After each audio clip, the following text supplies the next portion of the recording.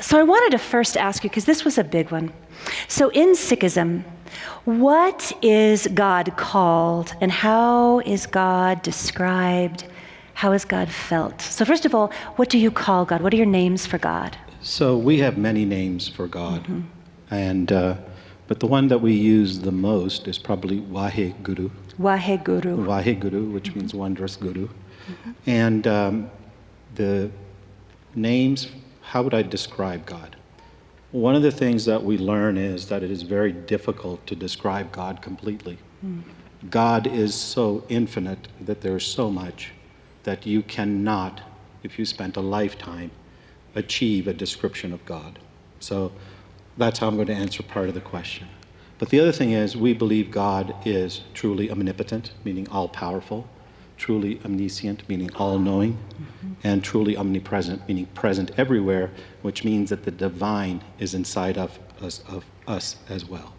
So that would be the short 1-minute version of God. Pretty well done. I don't know that I could do that. Very good. And so to tell me a little bit, I was so moved when you first told me about the concept of oneness in Sikhism, how the first few verses in your holy scriptures speak about this. What is the feeling of oneness in Sikhism? So I guess the way I would describe it is the oneness is everything. Our holy scriptures, the Guru Granth Sahib, which we'll talk more about, yes, starts with actually a number. It is the only scripture that I'm familiar with that starts with a number, and that number is 1. So in our language, 1 means ik, and then it becomes ik Onkar, and the Onkar is the description of the source, the creator, the divine. Wow. Okay, so for us, everything goes back to the one. Everything is back to the one human race, the one divine. We are all part of that divine. We are all within that divine, and we are all one together. Beautiful, beautiful. Share with us what you feel the most important aspects of Sikhism are, and how do you apply them to daily life? So, can I give 3 instead of 1? Please. Yes, most important. Yes, the 3 most important is perfect. I would say for us as a faith, there were really 3 values or 3 things that we talk about, and you'll hear them. One of them is called Nam Japna, which means to worship the name of the creator, the source. So Nam Japna is one of those. Kirt Karna means to do honest, hard labor. So what you'll see is members of the Sikh community are always engaged in honest labor and are working towards that. So you've done the worship component, you've done the hard work component, and now it is time to share. So we have a phrase called Wandake Chakna, which means we share everything that we have got with others. Yes, you do. Okay? I would say that those would be the principles that I would say are the ones that are the most important, because they are all about being something. I'd like to say Sikhism is all about the experience. It is not about the belief. So just because you believe in something doesn't just make it. You also have to go out and experience it and work it and do your part in society as well as in life and with your family. That would be my answer. That's beautiful. Thank you. Isn't that beautiful? That's treat and move your feet. Where we say pray and move into action. That's beautiful. So tell us a little bit about how you feel about religious freedom.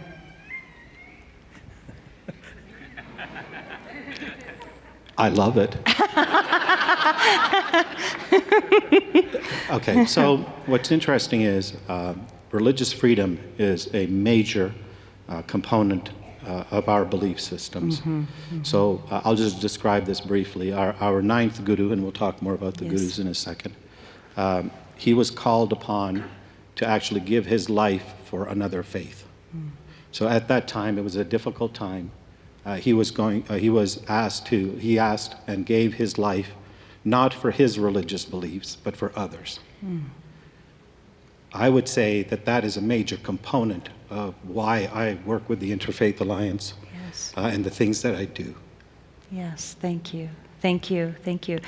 So we are all going to be, after this service, we're all going to be fed with the langar. And for all of you, it's spelled langar, but it's pronounced langar. So after the service, you might be a little lungry. So we will all be fed. So I would like to know, what is the origin of the langar? How did that come about? So first things first, had I known you were going to say lungry, I might have just known and held out. I have never had a variation like that. And to do it in front of 1,500 people, thank you so much. So for those of you who are interested in knowing about the langar and what it means to be lungri, let me answer it to you this way. Okay. And now let me get very serious, because we're supposed to have a serious conversation. Oh, heavens no. Okay. So this is fun, my friend. The history of the langar actually started with the first Guru, Guru Nanak. And what he did was he realized that at that time, and remember this is 500 years ago or so, people of different castes and different creeds, different faiths, different everything, did not sit together. And in order to create an equality of all, he instituted the langar. And the langar was also instituted to feed the poor, because the poor need to be taken care of. Yes. It was wow, I'm getting emotional about this. Yeah. It was the third guru who actually institutionalized the langar. Beautiful. Thank you. And it's been there for 500 years. Such good work in the world you do. Thank you. Thank you. Thank you. It's such a deep part of your seva, your spiritual practice. It's beautiful. It's beautiful. So tell us, speaking of that, tell us, where do Sikhs pray? Tell us about the temple, the Gurdwara. You know, first things first, we do not have a Sabbath. There is no specific day which is considered more sacred or less sacred than the other. We are supposed to pray every single day. It's a part of it's a part of being. Mm-hmm. You wake up every day, you eat every day, so why is it you only pick one day to pray? Okay? And so the prayers that are there, we have morning prayers and we have evening prayers. The organized component of our faith is around the Gurdwara, or the Sikh temples, as we call them here in the West. And that is where you meet with other members of the community and like-minded members to sit, to pray, to meditate, to be together. Mm-hmm. So that is the practice. So there's individual, which you're supposed to do every day, and then also the communal aspect as well. Beautiful. It is such a community feeling. I would love for you to tell our friends, what is the translation of the word Gurdwara? So the Gurdwara means the Guru's door. That is the simplest explanation I can give it. That's so cool. I love that.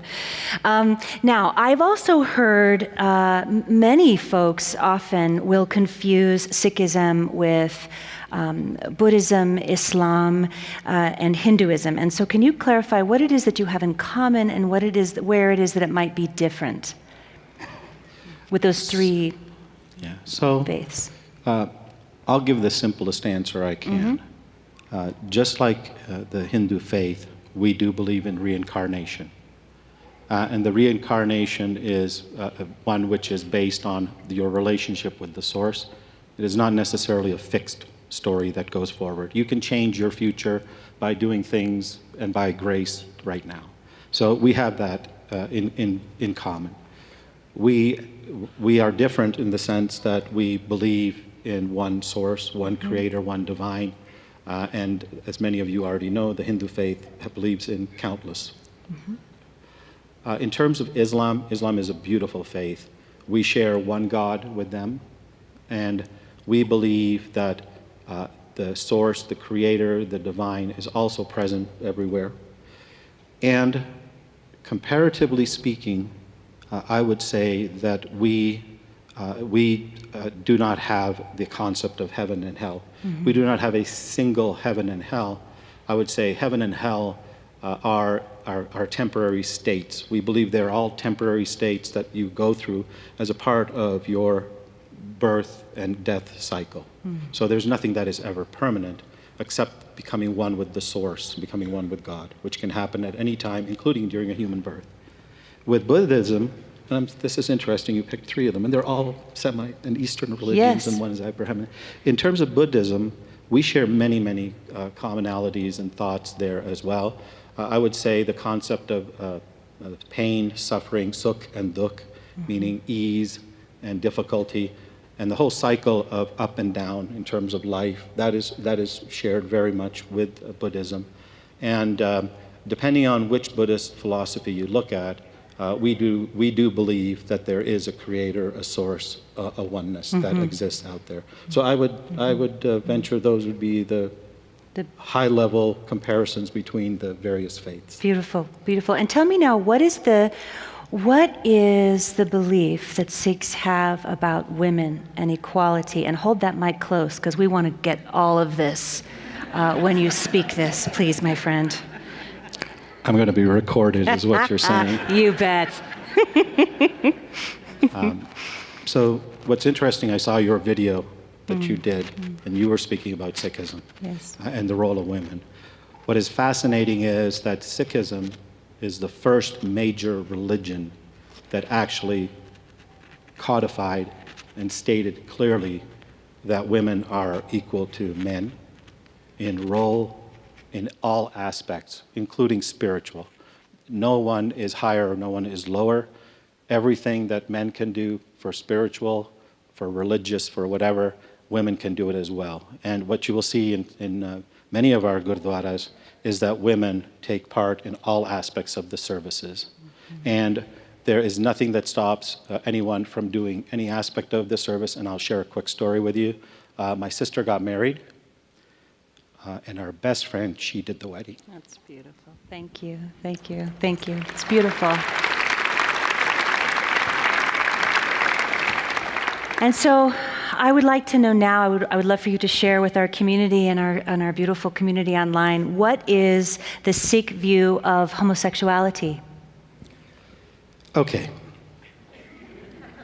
So I'm going to answer the question this way. Yes. The first part of it is that there is nothing within our scriptures, within our Bani, that I'm aware of that refers to or even talks about any aspect of sexuality, okay? And that is me now personally responding to that. Here's what I believe. I believe that the Creator made me.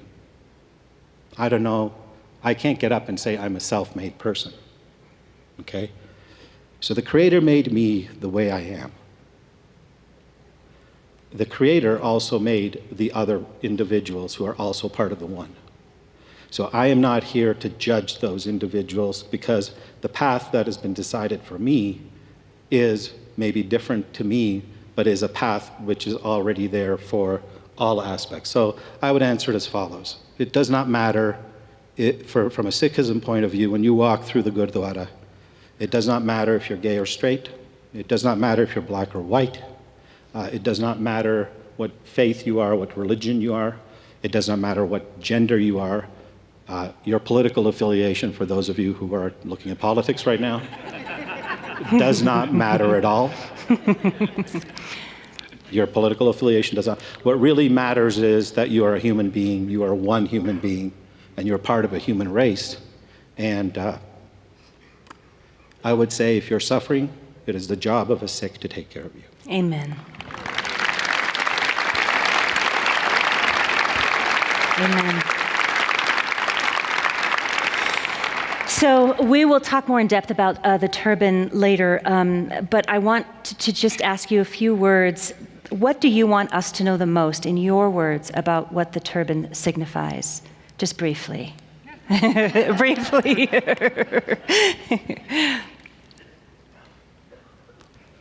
I would say it signifies standing up and standing out, okay? Because what it means for me personally is that I'm always standing up and standing out, all right? And in whatever I do, I have to be that much better than I can be. From a religious point of view, it was given to us to cover our hair because as you know, we keep long hair. We can talk more about that another time in more detail, as I like to say. But the hair and the covering of the hair, and as an article of faith, those are the things that it means for me. Yes. And it identifies me personally, but it also says that I have to step up and take care of my fellow human beings. Beautiful. I also want to hear from you a little bit. I find it fascinating, and for those of you who don't know, the holy scriptures in Sikhism, called the Guruji or the Guru Granth Sahib, it's the only scriptures in any religion where the scriptures, the holy scriptures, are considered to be a living being. And we will be bringing those scriptures out, the Guruji, and we will do that a little bit later in the service. That's why we're all covering our heads out of respect. But I wanted to know from you, and you can let everyone know here, where did that come from? Where did this concept of this incredible idea of the Guruji, the scriptures being a living being, how did that come about? And who wrote that? Would you share with everyone the scriptures?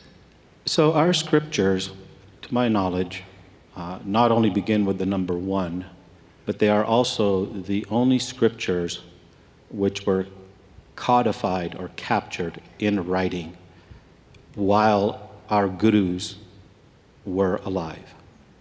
Virtually every other faith that I'm aware of, there was an oral tradition which was then followed by codification or by the writing of those oral traditions.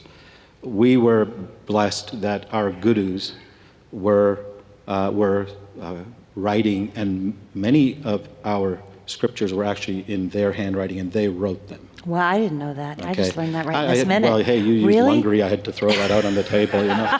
That's great. Okay, That's so great. that is, and Wow. so we believe. So for us, the teachings are the embodiment. It is not the book itself. And my apologies to the international Sikh audience.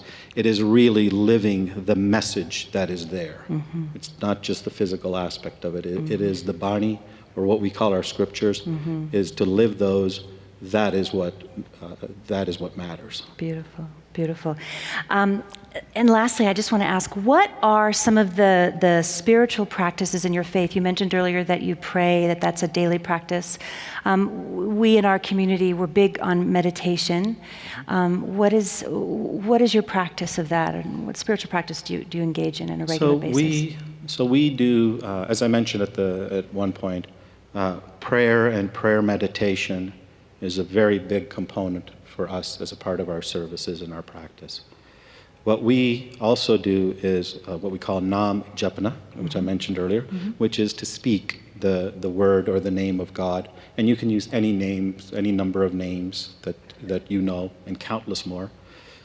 And we also do Nam Simran, which is to remember the source, to remember the Creator. So it is not just speaking, it is also to be continuously within that and to meditate. And so wherever possible, you meditate and remember the source and the Creator. Wonderful. So those would be the practices. Wonderful. And do you meditate daily? Is that something that is part of what people do? Yeah. So you know what, you're asking me to be honest. Unfortunately, I don't do it every day. No one here can relate. No, but what I do find, thank you. You know, see now here's my. We all challenge. do our best, my friend. Here it is. You know, I got a reverend asking a question. I got to answer it honestly. Okay. And on top of it, I'm being recorded. So, okay. So actually, I do my best to do it, and I'll point this out. I would say wherever possible. And to me, it doesn't matter. I don't have to sit down anywhere. I can remember the source and the Creator, and I do. I'll remember them grocery line. I'll remember them while driving. I'll remember the source, the Creator, the divine. Yes. And even that is a form of remembrance. Yes. So, yes, I do. I do it every day. Wonderful. All right. Good answer. Good answer.